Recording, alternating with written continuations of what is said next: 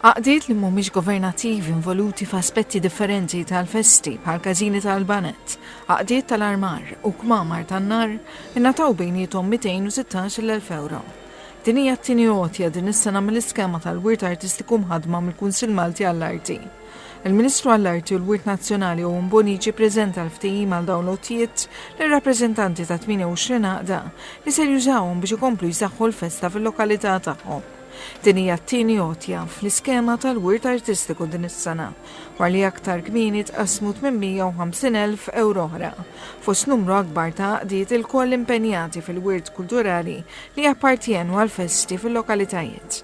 Il-kap tal-fondi fil-Kunsill Malti għall-Arti, Rita Falzon, qalet li din iskema tiżgura li l-għaqdiet tal-armar, il-każini tal-banet u l-kmamar tan-nar igawdu l-appoġġ meħtieġ li jippermettilhom li jkomplu jikbru jikkontribwixxu għall-identità tal-komunitajiet fejn jaħdmu u jgħixu. Aktar minn €1,000,000 lil 118 l-organizzazzjoni.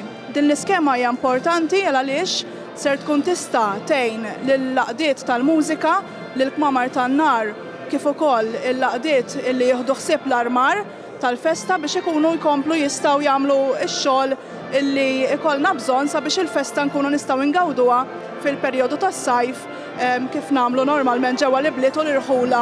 Il-Ministru għall-Arti u l-Wirt Nazzjonali Owen Bonici qal li fl-aħħar snin sar investiment mingħajr preċedent fl-oqsma kreattivi. Għalli dan l-investiment huwa mmexxi mill-prinċipji ta' sostenibilità u l-inklusività li jiffurmaw il-bażi tal-arti.